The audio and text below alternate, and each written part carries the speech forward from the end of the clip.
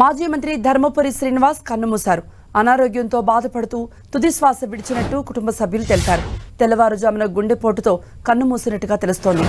ఉమ్మడి ఏపీలో మంత్రిగా, ఎంపీగా, పీసీసీ చీఫ్గా ధర్మపురి శ్రీనివాస్ పనిచేశారు.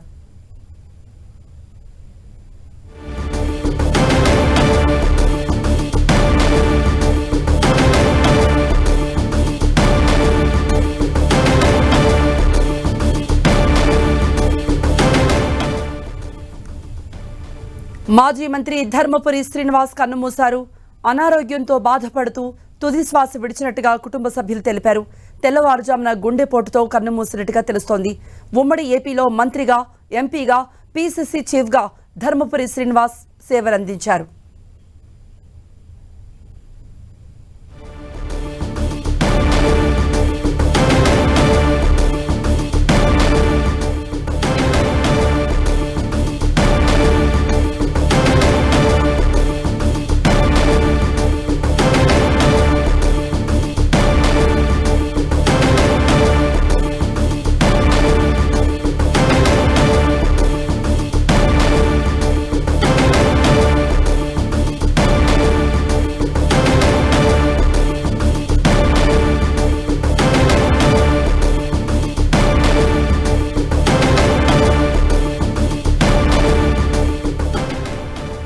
మాజీ మంత్రి డి శ్రీనివాస్ కన్నుమూశారు. గత కొంతకాలంగా అనారోగ్యంతో బాధపడుతూ ఉన్నారు. అయితే తెల్లవారుజామున గుండెపోటుతో కన్నుమూసినట్టుగా కుటుంబ సభ్యులు తెలిపారు. ఉమ్మడి ఏపీలో మంత్రిగా, ఎంపీగా, పీసీసీ చీఫ్గా సేవలందించారు డి శ్రీనివాస్.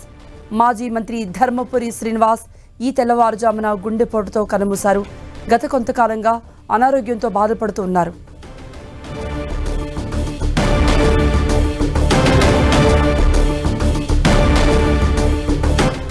మాజీ మంత్రి ధర్మపురి శ్రీనివాస్ ఇక లేరు, కన్నుమూశారు. అనారోగ్యంతో బాధపడుతూ తుది శ్వాస విడిచినట్టుగా కుటుంబ సభ్యులు తెలిపారు.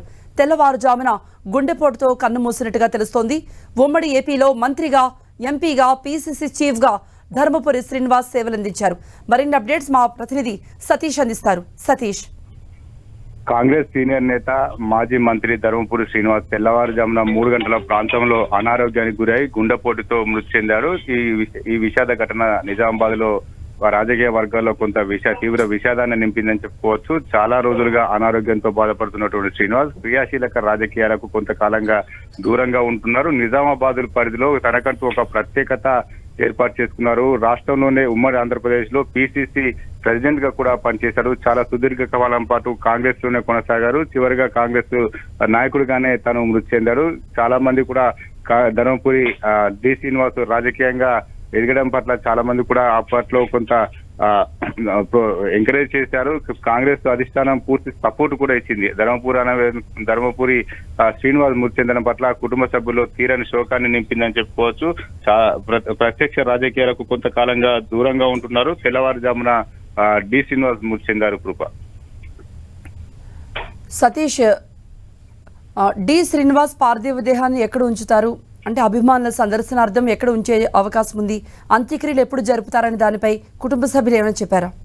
ఇంకా కూడా అంత్యక్రియల పైన ఒక స్పష్టత మాత్రం రాలేదు. 1989లో డి శ్రీనివాస్ తన రాజకీయ ప్రస్థానాన్ని మొదలుపెట్టారు. 88, 89, 2004 3 సార్లు ఎమ్మెల్యేగా విజయం సాధించడం జరిగింది. రాజశేఖర్ రెడ్డి హయాంలో మంత్రి పదవి కూడా బాధ్యతలు చేపట్టారు. అయితే ధర్మపురి అరవింద్ ఎంపీగా ఉన్నారు. అతని కొడుకు గతంలో కూడా మరో కొడుకు మేయర్ గా కూడా పనిచేశారు. ఇద్దరు కూడా రాజకీయంగా రాణిస్తున్నటువంటి పరిస్థితి. ధర్మపురి శ్రీనివాస్ కుటుంబం రాజకీయంగా కూడా కొంత క్రియాశీలక రాజకీయాల్లో వారి కుటుంబ సభ్యులు కొనసాగుతున్నారు. అయితే అంత్యక్రియలకు సంబంధించి ఇంకా తుది నిర్ణయం తీసుకోలేదు. ఈ రోజు అంత్యక్రియ నిర్వహిస్తారా లేకపోతే సందర్శనార్థం పార్టీ ఆఫీస్ లో పార్థివ దేహాన్ని ఉంచుతారనేది మాత్రం ఇంకా మరి కాసేపులో స్పష్టత వచ్చే అవకాశం కనిపిస్తుంది. మొత్తానికైతే డి శ్రీనివాస్ మృతి చెందడం మాత్రం నిజామాబాద్ రాజకీయాల్లో కొంత విషాదాన్ని నింపిందని చెప్పుకోవాలి.